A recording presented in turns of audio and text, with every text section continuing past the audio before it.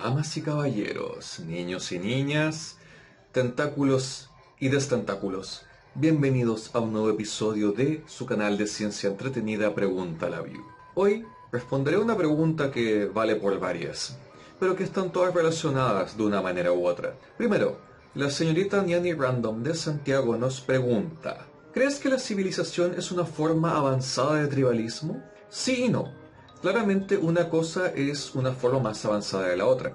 Sin embargo, hay una clara diferencia entre una tribu y una civilización. Una tribu puede estar formada por una sola familia o un puñado de familias, las cuales pueden ser nómades, seminómades o incluso pueden ser sedentarias, con agricultura y todo. Sin embargo, lo que une a estas personas es algo relativamente sencillo.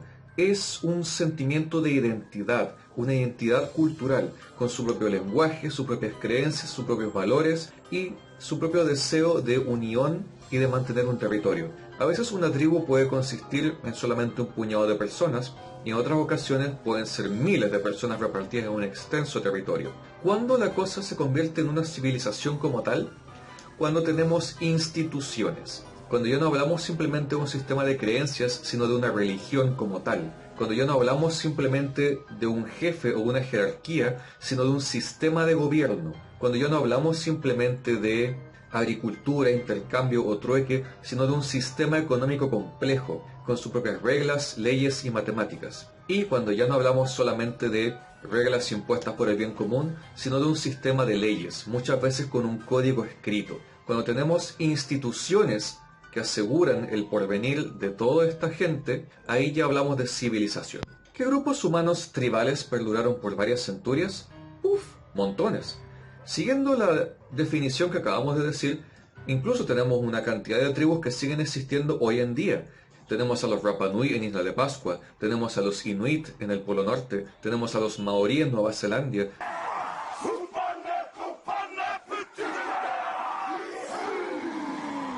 Tenemos a los Batak en Indonesia, tenemos a los Mapuches en el sur de Chile, tenemos a los Guaraní en la selva amazónica. Y todos estos grupos, aunque no tienen necesariamente un gobierno centralizado, sí tienen una identidad, un idioma y un sistema de creencias y de valores que los une. ¿Las matanzas y sacrificios de los aztecas se hacían con los individuos drogados? En ocasiones sí. Verás, los aztecas tenían, por así decirlo, tres tipos de sacrificios que podían envolver sacrificio humano.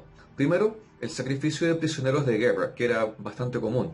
Incluso las llamadas guerras floridas eran más que guerras, eran como partidas de caza para salir a cazar prisioneros que ellos pudieran sacrificar. También había sacrificios con lucha o guerra ritual. Al prisionero se le daba algún arma, aunque fuera un pequeño cuchillo, para que por lo menos intentara pelear por su vida. Por lo general era en batallas que era imposible ganar, pero por lo menos se le daba una pequeña oportunidad. Y también había autosacrificios, por lo general a dioses relacionados con la agricultura o la lluvia. Y aquí las personas se sacrificaban de diversas formas, desde con ayunos o infligiéndose dolor hasta llegar al punto del sacrificio humano. En la mayoría de los casos, la muerte del individuo no era solamente sacarle el corazón y ya. El sacrificado tenía que estar puro, por dentro y por fuera. Por lo tanto, se le bañaba, se le vestía, a veces con ropajes que representaban a los dioses. En ocasiones incluso se le proporcionaba a mujeres u hombres, o lo que prefiriera para su última noche de placer. Y en muchos casos también se le daba a fumar diversos tipos de tabaco, para que llegara feliz al momento del sacrificio. Se dice que en países desarrollados la gente es más fría, más distante y menos de piel. ¿Es esto algo cultural o tiene que ver con que son países desarrollados? Bueno, es una cosa más bien cultural. Es distinto hablar de Latinoamérica que hablar de Estados Unidos o que hablar de países del norte de Europa. En Latinoamérica, por ejemplo, es común que las familias estén muy unidas, que la gente sea más de tacto, que haya más abrazos, más estrechamiento, más besos, etc.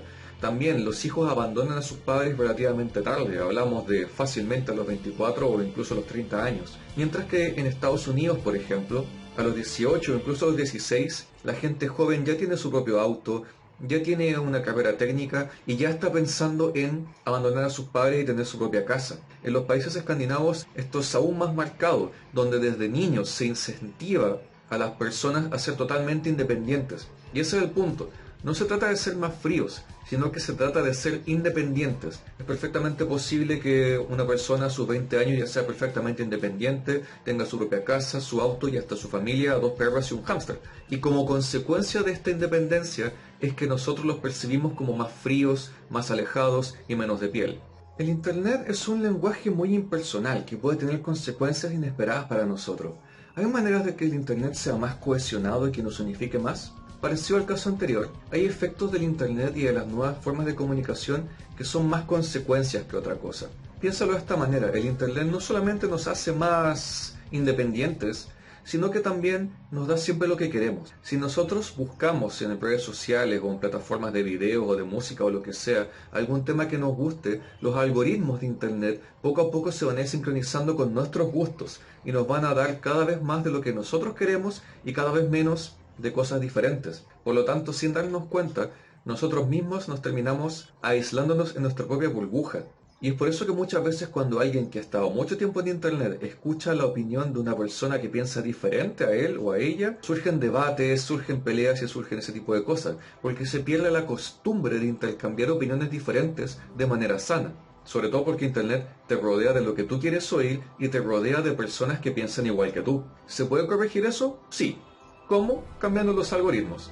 ¿La neurodivergencia es algo que ha existido desde siempre o que solamente comenzó a pasar en los últimos tiempos? Existen muchos casos a través de la historia de cosas que han estado ahí siempre, pero como no les hemos puesto un nombre, tendemos a pensar que simplemente es una rareza o una cosa extraña o una bendición o una maldición o una cosa del diablo o cosas por el estilo. Sin embargo, en el momento en que llega la ciencia, las analiza, las entiende y les pone un nombre, ya podemos comenzar a comprenderlas, valorarlas e incluso sacarles un provecho para nuestra sociedad. El caso de la neurodivergencia se refiere a todas las personas que tienen condiciones que las hacen procesar, aprender y comprender su información de manera distinta. Hablamos de personas con Asperger, con dislaxia, con disfasia, con espectro autista y un largo etcétera. Cada vez más se tiende a considerar que todas estas divergencias no son necesariamente defectos o problemas, sino que son maneras diferentes de procesar la información, de aprender, de sentir y de comprender el mundo. Hay ciertos casos en que para ciertos trabajos específicos tener una condición como Asperger o síndrome de Savant puede ser una gran ventaja, mientras que para otros tipos de tareas puede ser una desventaja terrible. Más aún, muchas de estas cosas a las que les hemos puesto nombre hace poco no son realmente cosas en blanco y negro, no es algo que se tiene o no se tiene, como es en el caso del Asperger, que ahora se considera como una parte del espectro autista, sino que es todo un abanico de posibilidades y es una cosa gradual, es una escala de grises. Una persona no es autista o no autista, sino que puede tener grados de autismo y con tratamiento, con educación y sobre todo con apoyo y comprensión de los padres, puede ser perfectamente útil, válida y funcional para la sociedad. De hecho, yo mismo de niño nací con una mezcla rara entre dislexia, disfasia y discalculia. Por explicarlo mejor, era básicamente un problema de coordinación en todo el lado derecho de mi cerebro, derecho del cerebro. Sin embargo, con una serie de tratamientos y con varios especialistas, todo eso se fue curando de a poco, hasta que, bueno, crecí como una persona totalmente funcional y normal. Eso creo. No olviden enviarme sus preguntas a todas las redes sociales que han aparecido por aquí. Si desean saber más temas sobre cultura, civilización o el funcionamiento de nuestro cuerpo, mente, alma, espíritu y pan con queso, solamente pregúntenme en los comentarios. Nos vemos la próxima semana. Y si no los vuelvo a ver porque me fui a un carnaval steampunk, yo les digo, buenos días, buenas tardes y buenas noches. Gracias por ver.